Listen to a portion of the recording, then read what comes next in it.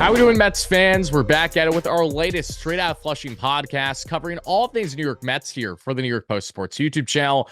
I'm one of your co-hosts, Tyler Ward. That is the amazing Dexter Henry, and we got a lot of amazing baseball to break down as the New York Mets just took down the Pittsburgh Pirates 2 games out of 3 for their opening series at Citi Field. In today's show, we are not only going to deep dive games 1, 2, and 3 from this matchup, we'll get into the highs, most certainly the lows coming from that series finale, who we liked, who we certainly didn't like, and then to wrap up the show, we'll give you guys a nice quick series preview to get you set for the St. Louis Cardinals matchup. But before we get into anything, Dex, I just have to ask you right off the riff, what is your immediate reaction and analysis to the Mets taking 2 out of 3 to begin the season?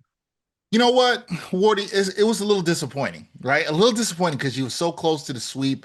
That game was in the balance. Obviously, some well-pitched games in this one. A lot of runners left on base, a lot of strikeouts in the third one. So you didn't like that in the series finale. But you felt so close. The Mets could have got this sweep. So it's a little disappointing. But for me, always early in the season, it's going to be about winning series. You want to start stacking those wins, start winning series. The Mets did what they were supposed to do. They took 2 out of 3 here. There's some things I did like in this series. I did like the approach at the plate. I tweeted about that a bunch through this series. I did like the pitching overall, minus maybe 1 or 2 people in the bullpen that I'm sure we'll get to. But overall, I like the approach at the plate that you saw from this team. I thought that was really good. And I thought the pitching and pitchers, particularly the starters, in a variety of different situations, were able to bear down and get outs when he needed to. So I like the mental fortitude there. And so, yeah, it's something nice to build upon taking 2 out of 3 from the Pirates. It's always good to start your season on the right foot, winning 2 out of 3. But I agree with you, especially with how the Mets had their dramatics in game 2 of the series.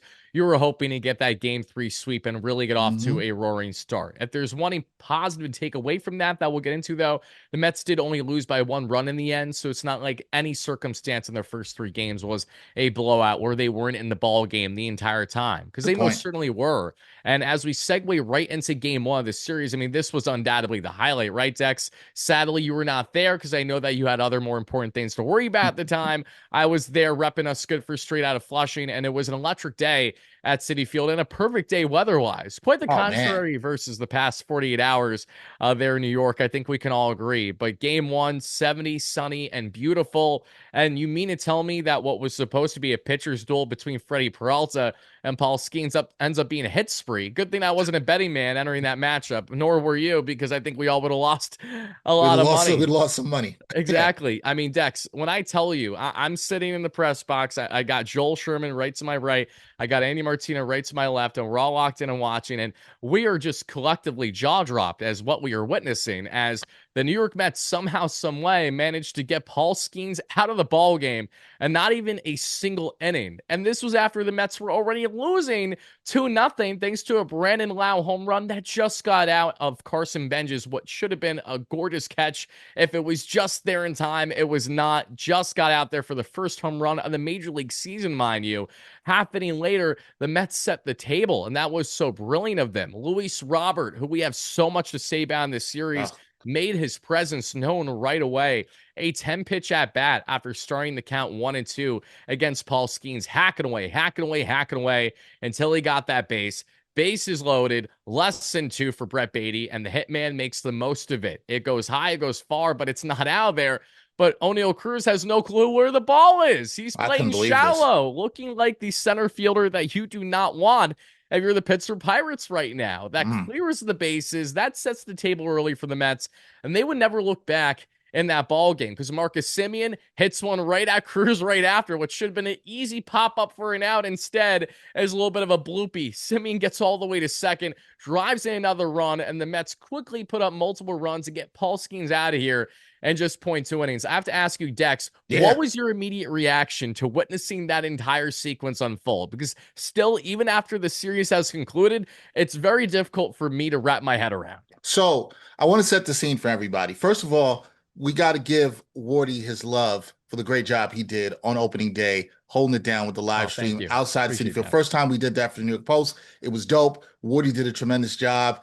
It was great. My daughter and I were watching. It was amazing before I went for surgery. So now I'm about to, this Paul Skeens getting knocked out happens as I'm getting ready to get out the door to head out to surgery. And I'm watching this and I'm like, look, Mets get down 2-0. I'm just like, hey, just don't let this get any worse, right? Like, just don't let it get any worse. Try to hang in there, keep it to 2 runs. Hopefully, Peralta can do that. But I did not see that kind of explosion offensively coming, Wardy. I didn't see it at all whatsoever. But I was so proud of the Mets. And listen, obviously, the rough time in center field helped a lot with the Mets. But if you would have told me that Paul Skeens, right, one of the best pitcher in the game, if not the best pitcher in the National League, would not make it out of the first inning, I would have said, "Yeah, out of your mind." On opening day, it was crazy. But what it caught my eye early then, and I liked right then, and we'll talk about this more in the episode, was the process of the Mets working long at bats. There were huge at bats. Obviously, Luis Robert Jr., you just talked about, he had a huge bat. How many? What was that? A 13 pitch at bat, I believe he It had. was a 10 pitch 10 at pitch at bat. bat. 10 pitch Bichette at bat. unfortunately struck out later in the game, but he had a 13 pitch at 13 bat, pitch. which tied his career high. So the Mets were all about grinding out at bats All from pretty about it. much start to finish in Yep. that game one matchup. Yeah, and I just saw that early on, and I loved it.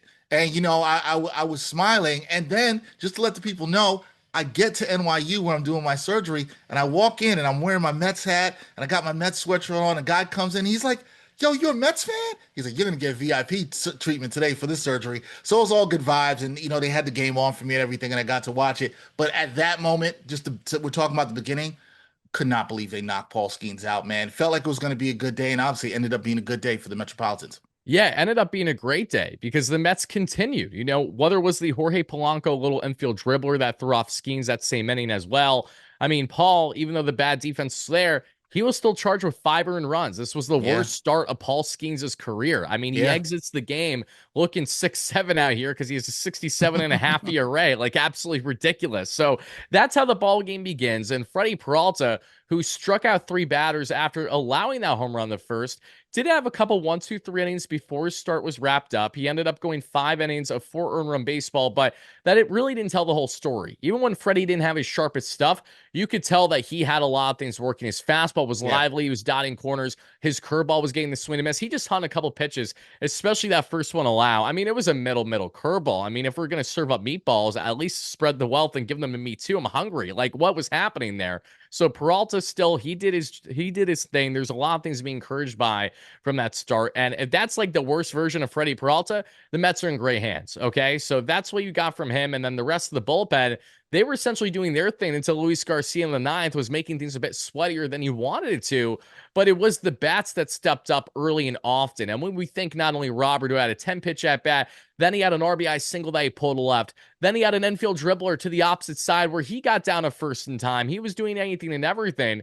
But Carson Bench, the free swinger in his MLB debut, who looked completely outmatched against Skeens, completely outmatched in his first couple at bats, works a walk for his third at bat. And then the fourth one, Dex, listen, this is where reporter Wardy is figuring out on the fly. I jumped up with jubilation when he Oh made contact for no. that home run. I sat right back down. No noise was made. It was a half jump, and then realizing my surroundings, sit your ass back down, okay, and we're gonna be Did fine. anybody Carson, did anybody give you a dirty look, Wardy? Did anybody give you a dirty? no, No. not at all. There were other people in there that had the like ooh and ah reaction. Like you Yes. could tell that a lot of people were happy to see Benj Oh hit his yeah. first career home run on opening day. And he joins Kaz Matsui as the only other Met to do so for their first hit with the club on opening day. Really, really cool to see. And Benj with jubilation jumping up, roaring, obviously rounding first base. If there was one thing that I can tell you was so cool from that game one, Dex, is that one, the ovation that Carson Benj got when they were announcing every player was the loudest among all Mets players, I louder noticed. than Juan Soto, louder Mm-hmm. than Francisco Lindor, and that home run, undoubtedly the loudest Citi Field got that entire game. They scored 11 runs, but a bench bomb to right was what reigned supreme. So really cool moment. Great to get the current call Curtain too, where call. he's thanking the fans after the fact. And when Mm-hmm. you saw Benj make that contact to right, what was your immediate reaction? So at that point, I saw that homer as I was sitting in my prep, waiting to go in for surgery, and they had the TV next to me, and I, I'm still healthy enough to do this. Can't do this right now, but I was able to jump up a little bit myself too. So I sort of had the same reaction. I was so happy for the kid because it showed me a lot about what you've been talking about through the offseason. The mental fortitude that you like with this kid, as you mentioned, overmatched as most people would be against Paul Skeens and how dope he is, right? But then to have that mental fortitude to still, stay in the game. He already had a couple strikeouts to then hit that ball and see it go over the right field wall. I mean, for me, that I just felt good for the kid. It was like, okay, this is your welcome to Flushing moment. We'll have other welcome to Flushing moments we'll talk about in this episode, but he had his welcome to Flushing moment to do it in your first game, to have that sort of exuberance as he rounded first was just so dope to see, man. Like, I was just so happy for the kid. And listen, he's going to have his ups and downs, and I'm sure we'll get into this more. But to just sort of get that sort of monkey off his back with his first home run, first hit at Citi Field, I felt good for the kid. And it was really the nice, you could say, cherry on top of a beautiful day at Citi Field on Thursday.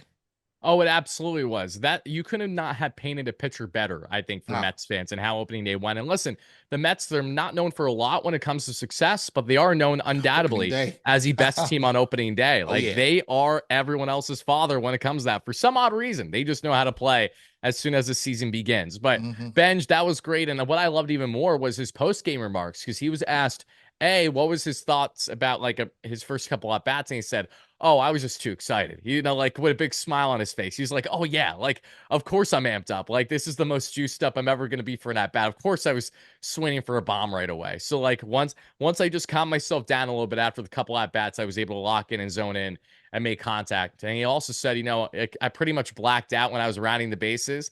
But I will say that this opening day went exactly how I thought it would go for my MLB debut. And I love Dex, that. you reference a lot of the remarks that I made in the past about Benj. It was really cool to see Carson right before opening day have a interview and state the exact thing that I've been saying to you. He said the following, and I quote, I just, I'm not too high or not too low. I'm pretty much even keeled all way through. And he's really been adamant on how that approach has been so successful for him in his game. And it's really cool to see, again, the things that we've known from the Skyn reports, what I've talked to you about or the months leading into the season. And now to really see it come to fruition where he is exactly that player and he's approaching media in a way that you don't see from so many players. I mean, I know he was excited for his first home run, but the way he's casually talking, chopping up with reporters is something that I have never seen from numerous Mets that are currently on the roster. So I think it goes without saying Carson Benj is going to handle this market without a problem. And should he have the lows, he's most certainly going to make up for it Sure. with those highs. So Yeah. again, could not have asked for a better opening day. So that's what we got in game one from the series. A lot of good for the Mets, grinding out at bats and looking fantastic, pretty much start to finish with their offense and helping the pitching that wasn't its sharpest. Now, Tobias Myers was also fantastic in that matchup, too. He He didn't really was get any flowers because he gave up that what was just a home run around O'Hearn. Every home run the Pirates hit that game, they were just out. It wasn't really just much out. of any doubters. Yeah. So outside that, he was fantastic. So a lot of good positives. Now, as we go from positives from game one, let's talk at game two, Dex. What are the key takeaways? Yeah. So game two, listen, and I'm back home recovering and I get to watch all this and it's great, but whoo, what a complete difference in terms of weather when you talk about these games, right? 43 degrees at first pitch. For you folks who went out there at Citi Field braving it, God bless. Because I don't really like those games below 50 degrees, but they're out there. And listen, this game it was really a pitching duel. Um, you know, Mitch Keller, David Peterson, they matched zeros in that 42, 43-degree weather. I thought David Peterson got himself into a couple of jams and then was able to get out. So I liked his fortitude there. I was a little surprised Mitch Keller came out after, I believe it was 77 pitches. Yeah, Uh, thank you, Pirates. We yeah, appreciate that. I was a little shocked about that because he was cruising pretty well and hadn't got into that much trouble. And the Pirates, on the other hand, they had left a lot of runners on base. They had racked up some hits against Peterson, but Peterson, I think what you had to like if you're a Mets fan, Warden, you could tell me about this. He bent, but he didn't break in this one. You saw Peterson, able to pitch into the sixth inning, gave you five in the third. You liked what you saw out of him. He gave up some hits. He obviously did not have his best stuff on the day, but he never broke in this one. And that was obviously huge in what we'll get into and how the Mets came back. But what did you make of Peterson's performance in game two? I have to say, it was a great breath of fresh air. I can't Mm, think of a single start from mid-June onward where David Pearson looked that good. And I really don't think fair? that's an exaggeration at No, it's all. I mean, not. he fell off a cliff in the second half of last year. You could tell the most innings he was ever dealing with in his career. And he went from being all reliable in the rotation where no one else was a certainty to give you hopefully at least 6 innings Peterson was that guy, and then he was nowhere to be seen from mid-June onward, just like everyone else, sadly, in this Mets rotation. So to see Peterson especially work counts quickly the way they did, took advantage of the fact that it was a frigid day at Citi Field where it was hard to see, but it was great if you were from a pitcher perspective and how the shadows were coming in for a 4+ o'clock game. There were a lot of things that both he and Mitch Keller were able to take advantage of because of the weather. And also, it's a day game where the Mets are rocking the City Connect jerseys that you and I have some choice words to say about Ugh. shortly. While the Mets surprisingly have had a solid record from last year with it, no one really cares because everything was fool's gold for the Mets, especially in the second half. They didn't win Yes. more than 2 consecutive games for the most part, like all second half last year, so it really did not matter. But to your point, David Peterson, I thought he looked rock solid. On a scale of 1 to 10, I gave him a 7.5 out of 10 for my final line grade for him, which I think is fair.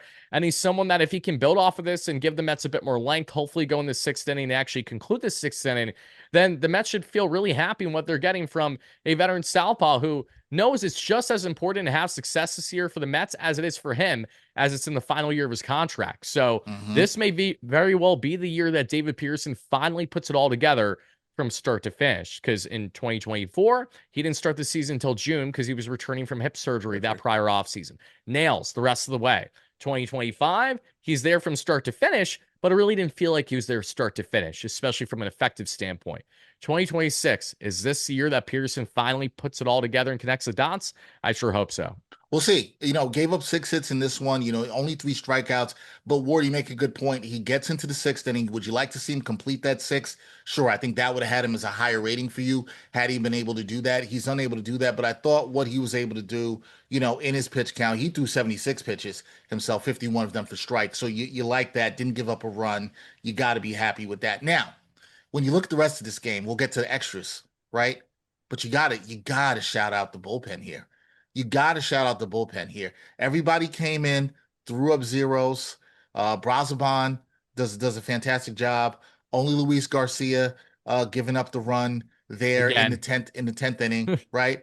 Devin Williams. Can we talk Devin Williams for a second? absolutely. Let's Devin talk Devin Williams, Williams. who I said your boy has got to get off to a good start, particularly at Citi Field. He did that, gave up a hit, 2 Ks. You like what you saw out of him. Bear down, had the good stuff. I think it's very important for him to get the crowd behind him. So I liked what I saw from him. Now, Luis Garcia, he gives up the hit. It's always tough when you're talking about an extras. But here's the big thing for me in this game: how the Mets respond.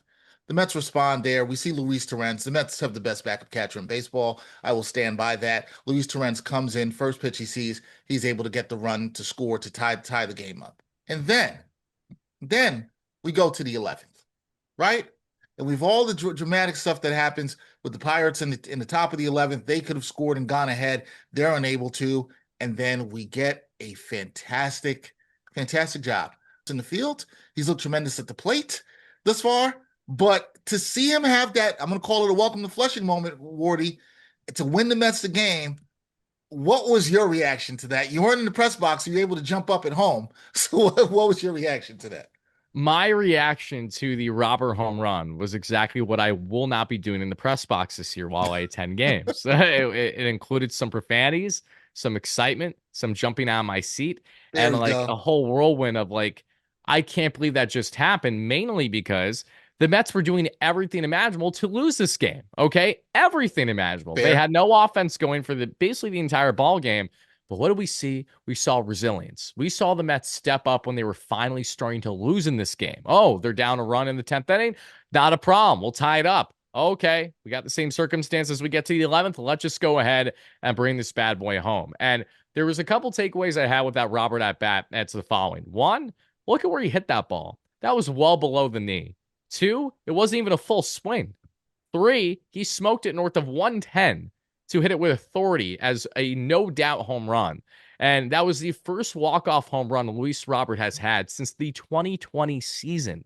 And you could tell post-game just how excited he was. Besides the roaring ovation that he had in celebration, rounding first and getting all the way back home, where they're dumping Gatorade on him in like 30-degree weather, which probably still felt That can't hot feel good. because you have to be heated up. You have to be having adrenaline pumping in that kind of moment, right? But to see Robert just hit that with authority and bring a clutch team back to the Mets when the Mets did not win a single game last season, going into the ninth inning while trailing a run. Now, technically, the Mets were not trailing the ninth Trailing, inning right, this time, but let's give credit where credit's due. They did not do this at any point last season, okay? To right. especially rally back for consecutive innings and extras and actually win that game. So, for all the anemicness that you got from the offense for the majority of this game, to see Robert finish it the way that he did, I mean, again, that's a game that 9 times out of 10 the Mets lose last year. And now we see in real time the type of approach the slab has and how it's to the Mets' benefit. And we talk about Robert.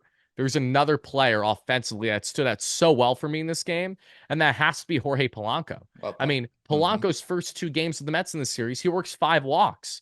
Again, it's these little things that make such a big difference because when you have constant plate setters like that, yes, you get pissed off, and actually, as a fan, when you see them not produce runners in scoring position, but to see them constantly putting themselves in that position should have you feeling good and excited because they're clearly positioning themselves where this is not going to be a lineup that is giving you consistent slogs where they're 0 for 2 that day with runners on. No, they're going to probably be, I don't know, 2 for 10 or 5 for 6, 5 for 8, something along those lines. If it's really going well, like they're constantly putting the ball in play and they're working counts. So that was a huge takeaway for me. Regardless on the lack of offense that game, Yep. they still did a lot of things good late in the game. They just couldn't get that clutch ability until they finally had the pressure breathing down their neck from those Pirates. I think that was the thing for me in game two, though, Wardy. Even though it was frustrating, they weren't able to get a lot of the offense going. They weren't able to do anything against Keller. When he was in there, he dominated them pretty much, even though he came out after the 77 pitches. I thought their process was fine. And that's the thing I look for early in the season in a lot of different things around sports. What's your process like? The process at the plate, I saw this a bunch through the series, even on Sunday, which we'll get to, that Wardy will get to in a second. I thought the process was fine. I think when you have good process, that's what allows you to end up being clutch, like we saw in the end. Now, you talked about the home run by Robert. I mean, to get the ball as low as he did, reach out, not even a full swing and get that and put that It's much power ridiculous. where he placed it was ridiculous. It shows you the talent. It shows you why Wardy was this high in this guy and what he thinks he could do. I believe you predicted him for 30 home runs, my friend. And he's looking good and on his way to that. But when he has that kind of talent, that's why he can be that kind of X factor. I'm also with you on Polanco. I thought other guys tried to, work good at bats. They weren't overly aggressive. There were, there's some players we'll get to that weren't that great this weekend, but I thought for the most part in that game, the Mets stuck with their process of some of the things we saw in game one that carried over to game two and eventually came through for them late in the game, and they're able to get the win 4-2 over the Pirates on Saturday afternoon. And that brings us to game three on Sunday, where the Mets had a chance to go for the sweep. Yes. And speaking of the sweep, I got a lot to say on this. I just want to share one final note from the last game because we didn't talk about it where I really think it deserves credit. That's Mark Vientos. Mark Oh, Vientos is the yeah, reason why the Mets were it's able to true. continue that ball game going and actually win. Coming in late as a pinch hitter in a spot where, some people were questioning should Bench had been benched for Vientos earlier in the game, specifically around the bottom of the seventh or so when Seventh. the Mets did Hmm. have runners on. And I thought that was a perfectly fine time to keep Benj in, regardless of them bringing in the southpaw Gregory Soto. Because, like, at the end of the day, I want to see Benj get those lefty I opportunities. You want to see can't those too. expect the kid to adjust and thrive at the major league level if you constantly platoon him. We've Completely seen that agree. to the detriment of guys like Vientos and others in the past. It just Hmm. isn't a smart thing. But knowing that Benj was bested in that lefty matchup, and now you're in extras, and you have Vientos for the sole reason to face lefties, now was the time to bring him in. Not only did he have a good at bat, he had a tremendous at bat ripping that single to left. And that again set the table for the Mets to ultimately go on to tie it. And then, as we saw, win it thanks to Robert. So, as we get into game three of this series, let's piggyback from what was not working in game two. And not Hmm. only was the offense not there for back to back games, nor was there, comfortability with the defense and Bo Bichette. That's the big story from a negative standpoint. Game one for Bo Bichette, he had a couple offliner throws, but it did not matter because Polanco handled his own fine at first. And Bichette's at bats actually weren't bad. For an 0 for 4 day, he had the sac fly, which gave the Mets their first run on the ball game in game one, had a 13 pitch at bat that he was bested, but it was a really good grind of an at bat. So there were encouraging signs in game one. Game two, not so much. His at-bats looked absolutely horrid. I was not impressed with what I saw whatsoever. And defensively, he botched multiple throws to first, including one that ultimately was an error Error. that hurt David Peterson as he had to work again for an additional 10 to 15 pitches more than he wanted to that inning, which Hmm. then sets the stage for game three. Bo Bichette is given ample opportunity to try to produce with guys on and in general, and he's completely outmatched. Okay. The Pirates Yep. did a very good job pitching the Mets in this series after game one, no doubt about it. But Bichette has looked completely lost, undoubtedly. You saw him fastballs upstairs, he's chasing, fastballs away that he's chasing, just not the typical at bats you expect from Bo, who is far more known for putting the ball in play than he is striking out, because he would go on to conclude this game with the Mets now having 8 strikeouts in this first series, which is the most strikeouts he's ever had in a series span in his career. So talk about adjustment period. That most certainly holds true with Bo Bichette, the newly appointed Mets third baseman. So that was the glaring negative that we saw. Well, let's get into some of the positives, right? Because the Mets offense didn't have a lot going that we saw in this game three matchup, and they didn't really need a lot going for a good stretch of time because there was another pitcher's duel going on. Again, for the Pirates, you had, I'm going to butcher his last name. You might want to help me with this one, Dex. It's let me just see if I can try to say it to the best of my abilities at the moment, even though I really do think that I'm going to struggle with it just for a second. And that is going to be, let's see here. Let's do my best here. I think I'm going to get it. Carmen Milozinski, something Well, along I those think it's lines. Lod. I think I don't know if the M was silent. I can't remember if it was Lodzinski, but you're close. Close enough. Okay, potato, potato. We'll go with it, right? So he's carving the Mets early, right? He's Yep. cruising. You're thinking it's Paul Skeens or Bubba Chandler on the mound, or even Mitch It Keller, looked but like it. no. Instead, it's this guy Carmen, and he just was torching the Mets early and often in this game. And until he was pulled from this game, you weren't feeling overly comfortable because the Mets were able to get some offense because initially began with the Pirates getting the first run of the ball game early against Noel McLean, who no one were expecting to dominate, and he throws 24 pitches in the first inning. Yep. Okay. He allows multiple walks right away to the top hitters for the Pirates. And he allows, I believe, an RBI single to Ryan O'Hearn, who's a very solid contact hitter and a very good defensive first baseman. It was a sneaky good pickup by the Pirates this past offseason, along with Brandon Lau, among others. So they get off to the early lead. The Mets thankfully respond right away in the second inning. And that's a good thing about the Mets. When I think of the 2024 club as well, they were so resilient in making sure that anytime that they were down, they scored a half inning to a full inning later. And that reigned true yet again in this game as Marcus Semien would tie the ball game with a nice sac fly after the Mets were just doing a very good job with fundamental baseball. Luis Robert has himself a nice single. Beatty would have single up the middle right after. It's setting the table for a guy like Semien who's able to step up. So early, it's 1-1 between the two, and then the Pirates make it 2-1 that we would see in the third because they're able to get more runs against McLean. And again, Nolan didn't have his sharpest stuff today, but the way that he was able to rebound and get out of his Yep. own jams unscathed Yep. at the end without making it worse than what it was, I thought was very impressive. McLean goes on to 5 innings of work in this outing, and he allows a total of just 2 runs, a couple walks, but did strike out 8. So you still got that curveball that looked nasty, had some Nasty. calls that went on his side. The umpire I thought was a little nice to him today, and thankfully the Pirates weren't challenging when they otherwise should have been, so that benefited him in the 5th inning. But you saw McLean roar off the mound with authority after getting that final strikeout on Ryan O'Hearn, who torched him this entire game up until that point. So I think that was a nice little redemption arc for McLean to get that final say in the third time between the two. And then he's out of here through 5 at, just over 80 pitches, but a perfectly fine first start for Noel McLean. My qualm with him, and I want to hear your thoughts about this, Dexter, is I just thought he was using his fastball too much. It was the second most used pitch in his arsenal on like the 5+, and that fastball is too flat for McLean to be throwing the way that he does, okay? Especially the second run that he gave up in this game. It was literally a middle meatball of a fastball, like not even 96. Like you're asking for it when you're putting it right exactly where the hitter wants it in the wheelhouse of the barrel. So outside of that, I thought Nolan looked very effective with his arsenal, and you saw that mental fortitude that we love to highlight, right, Dex? Where, a young player facing adversity, how does he handle? What does he do to adjust? And I think McLean most certainly did that as good as you could probably ask for the first start of the season. No, I think if you were looking for McLean to come out and dominate, that would have been nice. But to see him only give up the 2 runs, the 8 strikeouts for me, I do not think he had his best stuff. I agree, too, relying on the fastball.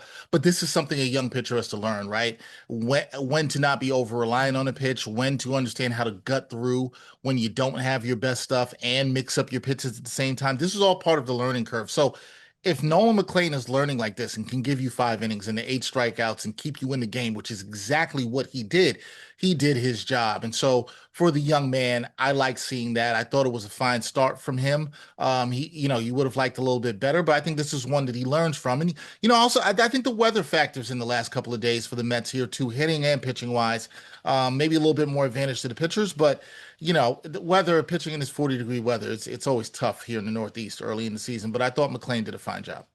Yeah, no, McClain did his job, and you can't even look at this series and say from an offensive standpoint, oh well, the Pirates dealt with the same weather and they were 10 times better. They Right, weren't. They were right. dragging their feet just as much as the Mets were in this one for the most part, from game two to game three. So as the Mets were able to get that second run of the ball game that we saw in the fifth to tie it up again 2-2, which was great to see. It stayed 2-2 then obviously until we had yet again another circumstance where you're dealing with extra innings. So, after Simeon did his thing, Soto tied the ball game after Lindor hit himself. I believe that was when Lindor hit his triple in this game Yes, in the fifth inning, which Soto then drove in. It then set the table as we then got into extra innings yet again, where McClain did his job. Oscar Brosban on back-to-back days, fantastic. He's now fantastic. pitched 2 scoreless innings plus for the Mets to begin the season, looking exactly like he did in the World Baseball Classic, mowing down Team USA 3 up, 3 down. So that was really encouraging. Sean Manaea was a fascinating story that we saw today as well, because he went 1.1 scoreless innings, getting out of his own little jam, especially in that around eighth inning that he was in. But Manaea still is not throwing heat at all. I mean, he only topped Oh, out 89 miles per hour on the fastball. The sweeper looked good. He got some nice swing and miss and bite on, especially in lefty-lefty matchups. That's what you want from Sean. But the velo is still undoubtedly a concern right now, and you do have to wonder, how long is it going to take him to get that adrenaline pumping the way that he said in spring training? No, I just need to get my adrenaline going. The velo will be back. Well, Sean, that's your first outing. We're topping out 89, Sean. I'm glad not that you looking got good. zeros, but Mm-mm. this is something that can be a massive problem if you don't rectify it in fast, because you go about it one of two ways, Dex, right? You either go A, you find your velocity and everything's going to be okay, or B, Mm-hmm. you don't find your velocity. Now it's time to make adjustments, meaning you need to be pinpoint accurate when it comes to your off speed and breaking pitches. Two, you also need to change your usage of your arsenal a bit, because you cannot rely on your meatball for a fastball.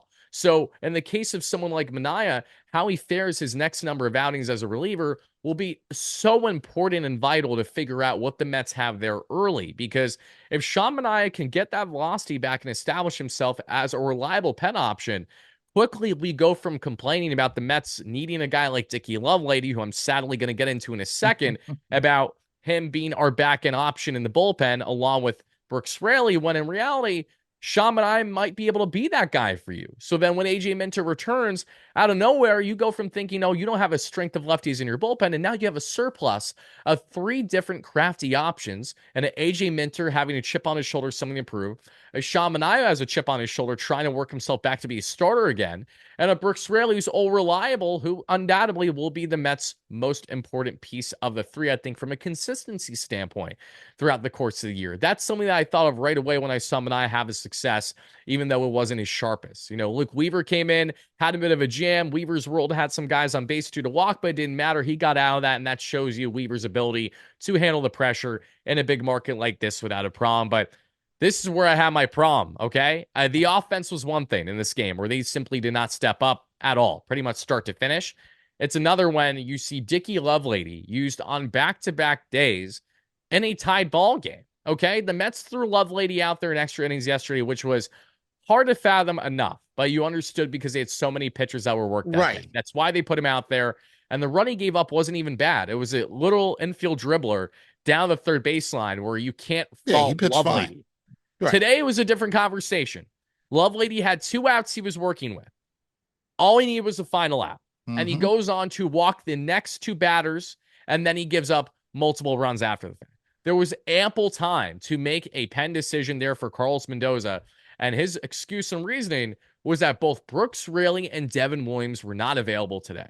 Dex, what's your initial thoughts on the reaction to that exact response? Yeah, as soon as Lovelady was getting in trouble, I didn't trust any of this. I wanted him out of there. I didn't trust any of this. I don't think any Mets fan trusted it. I don't think anybody covering this team trusted it at all whatsoever. Um, I'm going to put it like this. you can't go on with the season with him as a reliable option at the back end of your pen when you can't trust him in these situations, and you get situations where guys like a Devin Williams or Brooks Raley may not be available. And so I just don't want to see. Carlos Mendoza could tell me that, but I don't want to see him in these situations where he's got to say, hey, to get through this game, I'm going to rely on on Love Lady here. Nobody trusts him. We don't trust him. We don't believe him. We've seen this before. He's been released multiple times. We've seen this movie before, guys. We don't trust it at all. Yeah, it goes without saying, if you have a pitcher that's on the cusp of being DFA'd at any point in the next number of days, which is exactly what Dickie Lovelady is, Yeah. odds are you should not put him in a game tied situation. And it kind of it makes my blood boil because people say, oh, it's game 3 of the 162. I'm like, okay, so when that game comes back to cost them the way that it did last year, for example, where they don't make playoffs by one final game, is that going to be the mentality then? Like, it does not Mm-hmm. matter what point in the season you're at.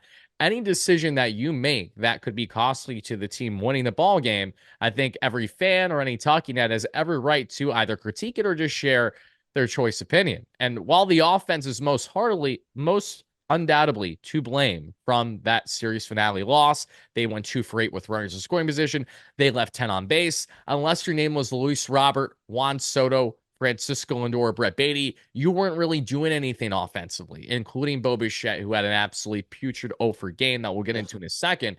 But Lovelady, knowing that you're in a tied circumstance and knowing that he was looking unbelievably shaky after walking that batter with 2 outs, that right there, you should have had someone warmed up in your bullpen to consider. But no, Carlos Mendoza said, we're not going to do that.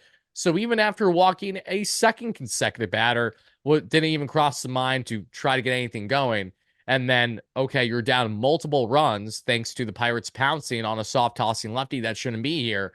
No one's surprised by this. The only surprising thing is that they allow the outcome to be the way that it was. Because I think Yes. if the Mets position themselves, where listen, they only lost by 1 run in the end, right? Thanks to the Juan Soto, obviously RBI double, but Lindor getting sent that we saw home when I think we could all agree he should not have been sent. Shouldn't I agree? He I said was that he not thought for he was that. going to score. Mendy said he thought he was going to score. I'm like, I'm sorry. What did they see that everyone at home and everyone else that was spectating some form of fashion didn't see? Because it was clear as day as soon as that ball was put in the gap. You have Alvarez, who's not fast, trying to get home in time himself, and they nail the cutoff. That's all they need to do. Lindor was out by a mile by that point. So it was a frustrating turn of events to see the ball game end the way that it did. But I don't want it to take away from the positives that came away from this series as well, right? Because in total, the Mets runs allowed in this series, they allowed 13 runs allowed in 3 games, and that's put them right in the middle of teams across Major League Baseball to begin the season. And offensively, they had plenty in game 1 and games 2 and 3. We can agree they did not do nearly enough, but Nope. that has, I think, more to do with frigid City Field and day games still being a curse for this Mets team until proven otherwise than it is anything else. Right. Especially bad weather and day games, no That bueno. No, combination's not good, Wardy. Not no good. chance. No Yeah. chance. No one's getting up for those games, right? So having said that, there were positives, and that brings us Oh yeah. into our next segment here, and that is who do we have as our 3 positives and our 3 negatives or downers, however which way you'd like to go about it. And for me, I'm going to start right away, Dex, Yes. with my positives, and I'd like to hear yours.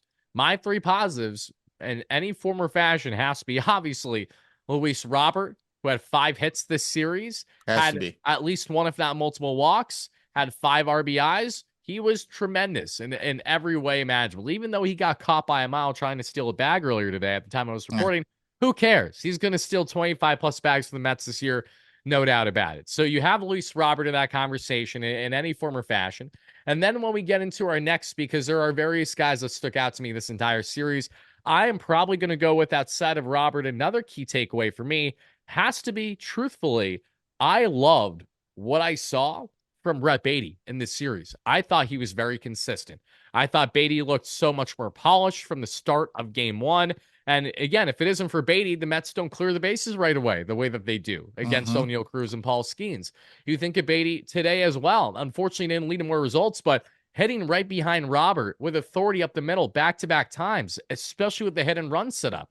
It's that kind of fundamental baseball that's going to get the Mets the runs they're looking for this year. But again, it doesn't need to be sexy. It doesn't need to be the big heroics, the home runs each time, even though we like that. You need to have a balance, and Beatty bringing those fundamentals, handling first base as well that we saw comfortably in that series finale, all great signs. So Beatty and Robert stand out to me, 1 and 2 in any which way, form, or fashion. You can make the argument with Carson Bench, but I'm not going to have him in my conversation.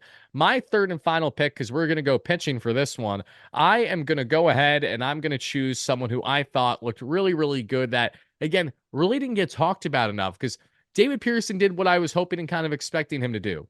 But Tobias Myers going 3 innings of one-run baseball, one-hit baseball in game one deserves its own flowers because I don't think anyone's talking about it. And he did exactly what you and I talked heavily about leading into the season, how Yep. he in itself is an X factor in that regard. The ability to eat Yep. multiple innings, do a quality in ways that Dickie Lovelady certainly wish it. I mean, Dickie Lovelady can't even tie the guy's shoes, let alone shine them. You know, Lovelady had 7 earned runs in 10 outings with the Mets last year, and we bring him back and have him You in a can't. tie ball. I see your face right here, Wardy. You can't wait to drive that man to the airport. Oh, I simply cannot. I love the name, but that's all I love. That's the problem. So, but I'm not here to talk negatives yet.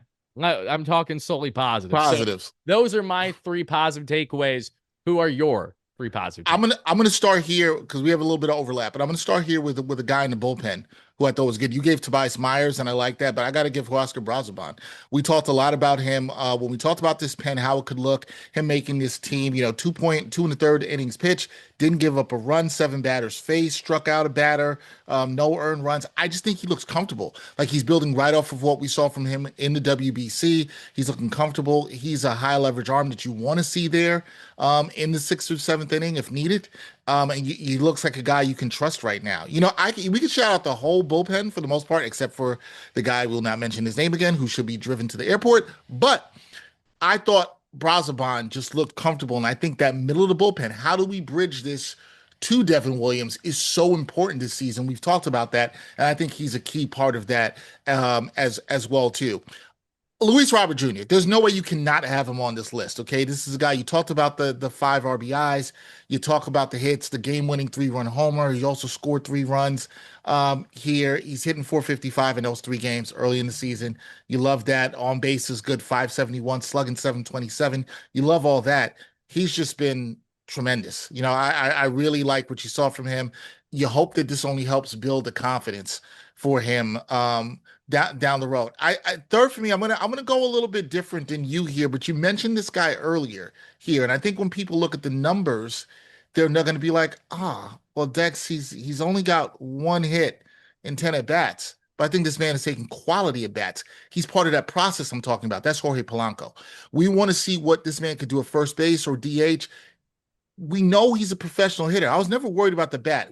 There's some concerns about how he'd be fielding, but I think you'll often see most of DH, especially with the way Beatty looked on Sunday. At first, that should be encouraging for you there. But Polanco had quality at bats, 5 walks already. He's just working the counts professionally in the middle of that lineup.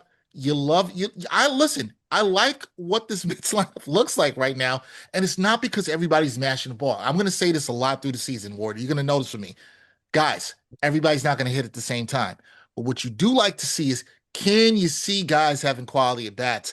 We saw a lot of quality at bats this weekend, even when guys weren't getting hits. So I want to give Jorge Polanco some love because I think his process is good right now. And I think he's going to start to hit. Yes, only 1 hit in the 3 games, but the bats have been quality. Love it right now. So I want to give him some love. So those are the 3 standouts for me in this one. I thought about mentioning our guy McClain because I liked where his velocity was. Even though he relied too much on his fastball, I like where his velocity is right now. Love where the way his changeup and everything looked otherwise. But look, I think that those are my 3 I'm going to go with. So give me Brazoban. You got to give me Robert. I'm going to give me Polanco for his quality at bats too. And I think we can collectively agree if we have to give one honorable mention, it's Yes. to the guy that was essentially the best in the series, tying the Mets for the most hits, and that's of course Juan Soto. We always expect that Taking from it for Soto, granted. so I'm not going to pick him exactly. We're already taking him for granted, but I'm not going to pick him every series because I feel Right. like he's going to be such a mainstay there. But just Soto's ability to step up late in the game and clutch, even when he didn't necessarily have like his best day. Like, for example, the series finale, he struck out 3 times. The sinker absolutely torched him the first couple at bats that he had. He did not look his sharpest against it. No. If it wasn't the sinker was a splitty, I could be getting them confused. I digress. The point stands though. Soto's ability to still drive the ball with authority opposite field to make it a 1-run ball game in extras, and he also had another RBI in that same game. Like, it's just the little things that Soto does, where even when he isn't firing on all full cylinders, he's still so much better than the average player in baseball, that you're just spoiled with the greatness that is him. So now that we talked about greatness, let's get into weakness, and let's Oh talk about man. the 3 guys that were not so great in this Hmm. series for the New York Mets. And in no particular form or fashion, obviously Bo Bichette is right in that conversation. When you have the worst start to a season that you've ever had with 8 strikeouts, he's never had that happen before in his career, in his series. Kind of notable. Then you add in the fact that he had a botched throw of an error, but really had like 4 botched throws this entire series. But thankfully, Jorge Polanco was able to manage the other 3 that didn't get too offline, where he was still able to make tagouts. You see Bichette obviously do nothing besides the sac fly, a good grind of a 13 pitch at bat this series that he still struck out in the end, and then had 1 hit that we saw opposite field. But that's all she wrote. So, Bo, I will give credit where credit's due. He heard the Boo Birds already at Citi Field, which I just think is insane for Mets fans to do. I mean, they haven't learned from Francisco Lindor, Carlos Beltran, or any other top player that's entered the organization, where if they get off to a semi-slow start, even the first series, time to rag on the guy, because surely that's going to instill confidence for him adjusting to a new market. Said Three nobody. three games, Wardy. What Three. like I was I gotta be honest. I know we should expect this, but I was disappointed in Mets fans. What are you doing? It's 3 games. Listen, he's on my list too, so we can just get that out the way. Was he good this weekend? No. 14 whiffs, the 8 strikeouts, none of it is good. We understand that shaky in the field, and we'll see how the fielding comes along. But I think to boo the guy, when he's getting adjusted to a new team, as you just mentioned, new setting, surroundings, you should learn from Francisco Lindor. But I've noticed this, and this is not to say to all the fans. Fans have trouble even noticing things from year to year, right? And adjusting. Like we've just seen this last year. You can't. This is also like saying the Mets are going to go on and win the World Series because they won 2 out of their first 3 games. You can't overreact to any of this stuff. We react, and this is why Wardy and I make the content, and we create it, and we discuss it, and all this other stuff. But you can't overreact. And Bo Bichette is a professional hitter. Wardy and I waxed poetic about him in the offseason. We loved the signing. I still love the signing. I think this is a kid who's going to figure it out. I'm not worried about him. Did he look good? No, he looked terrible. Should Mets fans boo him? No. Do we think that he. This is what booing is reserved for. I'm never going to tell a fan or how they spend their money not to boo Wardy. This is the last thing I'll say. If you don't think a guy's giving effort and just stinking the joint up consistently, fine to boo him. 3 games, you're doing too much.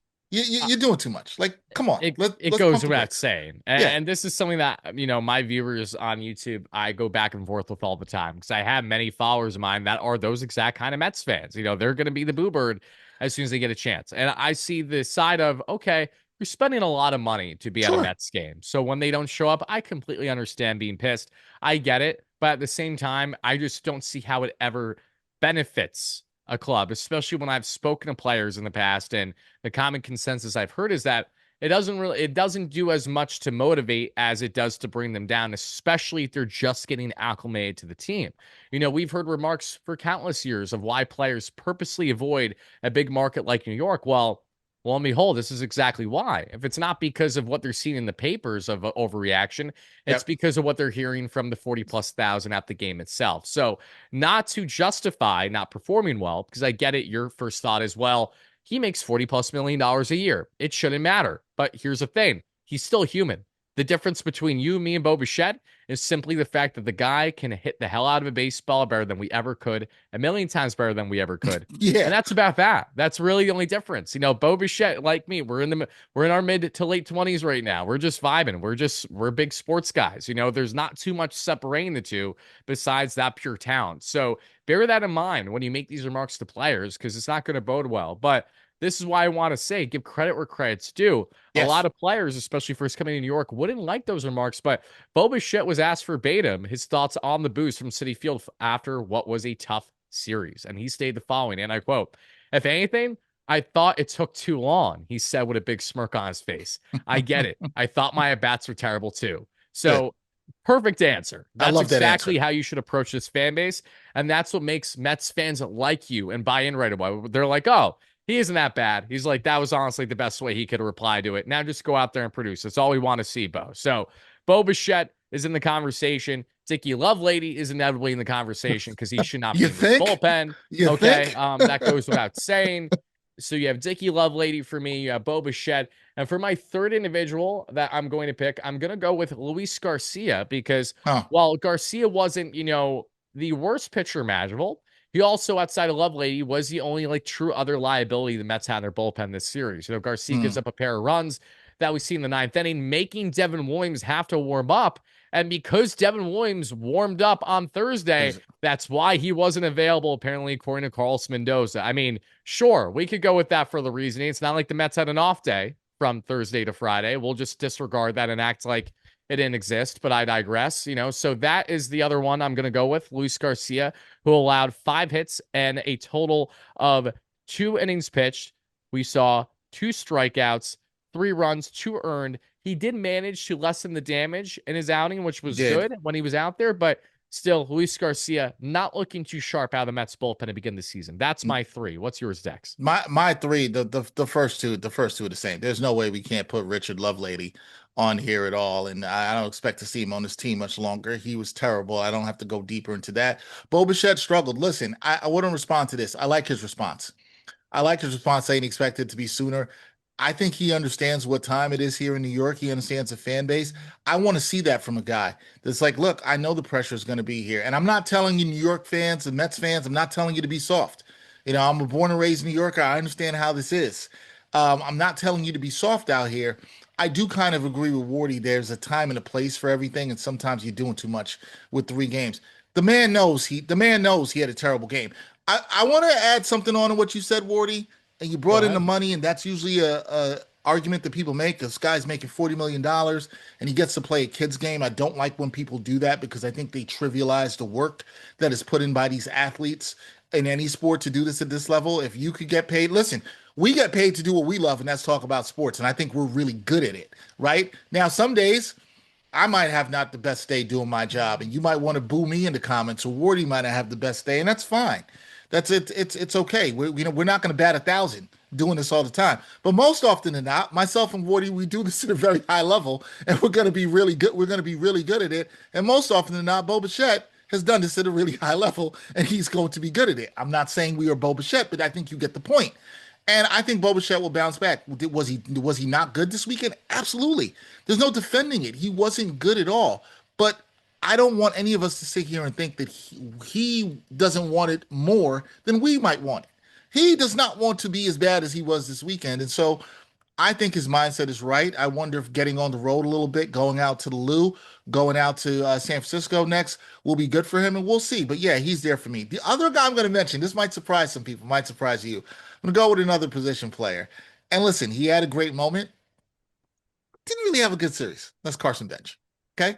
Carson Bench, 1 for 10. I know the one hit is the home run. Did strike out 5 times. Sometimes looked overmatched. Now, am I tripping over this? No. You're going to find out I am not the person that's going to be tripping over this guy. He's a rookie. We like the professionalism. We like how he battled back in game 1 and hit the home run and all that good stuff. Wardy and I think, are smart enough to know, and the smart Mets fans out there know, there's going to be ups and downs for this kid, right? So he had the high on Thursday, and then the next couple of days weren't so great for him. He's going to have to figure some things out. I think he's got the mental fortitude and the moxie to do it, so I'm not really worried. Did he have a great series overall? No, but he had a great moment. But if I'm looking at his numbers overall, they weren't that great. I'm going to put him on the list here as a rookie, but I'm saying that because Carson Benz, like Bo Bichette, I think can be motivated a little bit and is going to want to do better. And I'm not worried about both of those guys bouncing back because I think they will.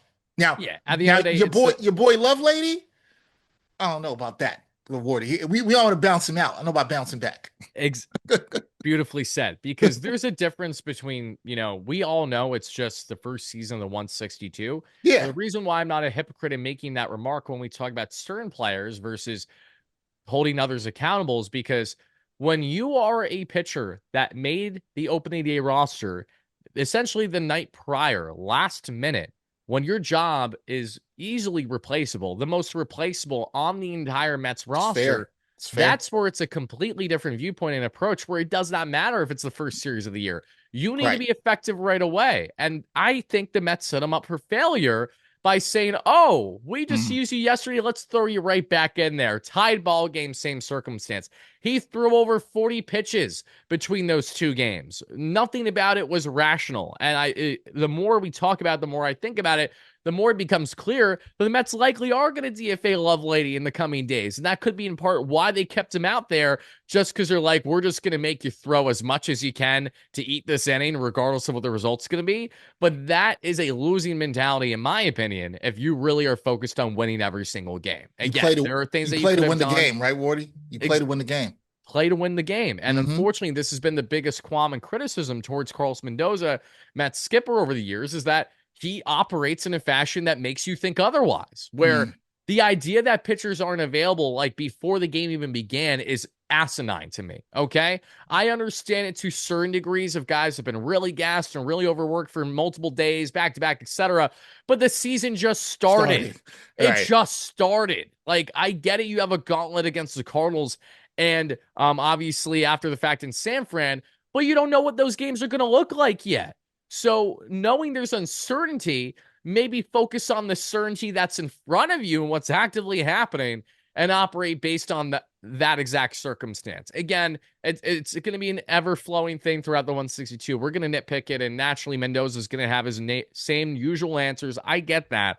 But it's just this is life of being not just a Mets fan, a baseball fan. We always are going to have our criticisms, Oh yeah. especially about bullpen decisions. But we talked a lot about this series, Dex. I think it's perfect that we wrap it up by giving us a little bit of a breakdown for everyone else, that is, to get into the Cardinals matchup. So you ready Yep. to do that?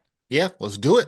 Okay, so to get into this Cardinals series, St. Louis is off to a solid start this season. They're Mm-hmm. currently 2-1. They did lose the finale that we saw against the Tampa Bay Rays by a final score of 11-7, but Yep. otherwise they've held their own pretty well.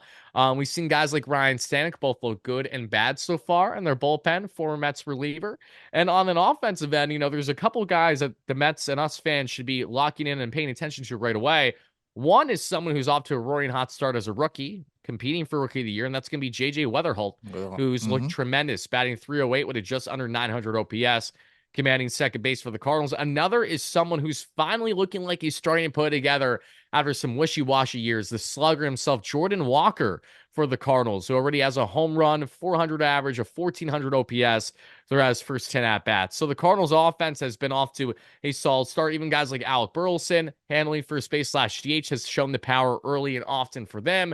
So those are some notables on the offensive end to make note of. But on the pitching end, game one of the series for the New York Mets is going to have Clay Holmes toeing the rubber for his season debut, facing off against Mr. Kyle Leahy, who will be the right-hander spinning it that we're going to see for the Cardinals. Last year, we saw Kyle for the Cardinals post a just over 3 ERA in 62 games that we saw in 88 innings. So the Cardinals are going with more of their reliever spot starter to begin that game one matchup of the series that we're going to see Monday evening. And then game two is going to be Kodai Senga, your X factor for this season, toeing the rubber for his season debut. We're excited to see how he's going to do. And that's going to be against Mr. Andre Pallant, and that's going to be a key matchup. His last season, Pallant did have a 5.5 or so ERA and 31 starts. So he is someone that the Mets should be able to pounce on top of, hopefully early and often, if their offense is going to show a bit more than what we saw the past 48 hours. And to wrap up the series, we're going to have here for the day game, which I always rue as a Mets fan during the season. Any type of day game, I'm not a fan of. If you guys haven't caught my drift by now, it's Freddie Peralta toeing the rubber against a team he knows very well during his many battles there in St. Louis Yep. as a Milwaukee Brewer for his second start of the season. And that's going to be against Mr. Matthew Liberatore, who's been off to a great start as he posted a 1.8 ERA, going 5 strong innings in his first start of the season. And fun little stat for you, Dex, not even a stat, just a story. There is a personality from Barstool Sports who has a thing going right now, which is basically facing professional athletes, whether they're pitchers, whether they're in the NFL or what have you. And he's doing his best basically as a Joe Schmo to face them as like a D3 baseball player. And he just hit some absolute hacks off of Liberatore that they came out with in a recent video. So if there's any hope for the Huh. Mets and that matchup against the Huh. Southpaw, if he's giving up contact against a D3 hitter, you have to be feeling good about the Mets' chances in that series finale, right? I say Now, that half jokingly. the only thing that makes me not feel good is that it's a day game. It's a getaway game, right? Like Exactly. it's the only part that doesn't make me feel good. I hope so. I hope they can do good. Before we get out of here, I will say in that series, obviously we're going to keep our eye on our X factors all year long, but I'm definitely looking forward to Kodai Senga's first start in game two. I definitely want to see how he can do. Is the velocity still up there like we saw during spring training? Is he able to mix up his stuff? I think as much as I said it's imperative Devin Williams got off to a good start, Wardy, I think it's truly imperative that Kodai Senga also gets off to a good start here, and we see the good stuff going from him. I feel good about that start from him. This is a series the Mets should win. They should take 2 out of 3. You would love to sweep, but I think they should take 2 out of 3 here. It'd be nice to build and win for their first 6 games of the season, 2 of them coming on the road. I think it's important to win, get some good vibes going on the road early. So, St. Louis is a a younger team, but like they're a team that we always know well run, well organized. They're looking to see what they can get out of the young guys, particularly their pitchers. And I think the Mets in these games, to your point, you don't know how these games are going to go, Wardy, but these games have to be taken seriously. And I'm saying this to Carlos Mendoza. If you got a chance to win, you got a chance to put the proverbial foot in the throat. You got to get it done in these games and shut these doors. And so the Mets can't play with their food in these games. So I think it's imperative for 2 things. One, you see good starts by the pitching, and then also jump on these young pitchers early. If you can, don't give the St. Louis offense life. We've seen them get some life against Tampa Bay early in the season. Don't give them life early, and the Mets should take 2 out of 3 in the series. They should take 2 out of 3. And if we're being quite honest, the Mets should take 2 out of 3 for a large majority of series this year. And that's not just us saying that from a Mets Right. fan point of view. That's like what the numbers tell you, like how they look on paper, how they match on paper. They should be winning a lot of baseball games this year. And that's why closing out series and securing sweeps is vital, because the Mets are just one of many teams of baseball that are going to be very good this year, competing for postseason play. But the Cardinals are similar to the Pirates, where they should not be in the playoff picture. And even them at their best this year should still be something that the Mets can certainly handle. So while they have the young guns flying and looking good early in St. Louis, hopefully the Mets can give them a nice slice of humble pie as they're going to be entering town for this upcoming series. And we can go on from there. But before we get out of here, Dex, I'll just say this. This rotation, I want to see some length. It's something that plagued them so much last Oh, year. We just yeah. saw how gassed this bullpen has already gone from Saturday to Yeah. Sunday's games. It's very important to see a guy like Clay Holmes hopefully give the Mets 6 strong innings of work, right? Kodai Yep. Senga, can Kodai give the Mets 6 innings of work right out the jump? Freddie Peralta, can he rebound off of what was a solid but not his sharpest start against Nope. the Pirates and do it against the Cardinals lineup that he knows unbelievably well? I'm hoping that familiarity reigns true and helps him in that finale for the Mets, regardless of what you get offensively there, because the less for the bullpen to have to worry about goes without saying. Obviously, it's for the better. So, Dexter, as always, a tremendous conversation, my friend. I'm really happy to be breaking down all the latest in Mets land to each and every one of you. So, do you have any final words that you'd like to share with the people before we get out of here? No, just want to say I thought it was a great point by you about length from the starters. I think that's something to definitely watch going into the series. The Mets are going to need that. They didn't get enough of that this weekend. The bullpen has been taxed. We saw a little bit too much of Love Lady. Hopefully, not too much more longer coming from that. But I do think that's a good point. Look, Mets fans, you should enjoy this. The team took 2 out of 3. You should like what you're seeing from the process of this lineup. It should be an exciting year. Wardy and I, we have a lot more stuff coming midweek through the next weekend. I mean, I'll be home the next couple of weeks before Wardy and I are back in studio together. But yeah, it was good times. And once again, salute to you, my friend, for holding it down on opening day. You did a great job, man. Oh, thank you, Dex. I appreciate it. As much as I enjoyed opening day, I know it would have been 10 times better with you. So I can't wait to be back at the ballpark with you at Citi Field this year. Yes. We're doing Straight Outta Flushing's live post game there from the stadium. I'm on many other fun things that'll be in store for each and every one of you. That is a great Dexter Henry. I'm Tyler Ward, aka Wardy, that many of you guys know. And we're signing out here for our latest episode, Straight Outta Flushing, here on the New York Post Sports YouTube channel. Peace out, everybody.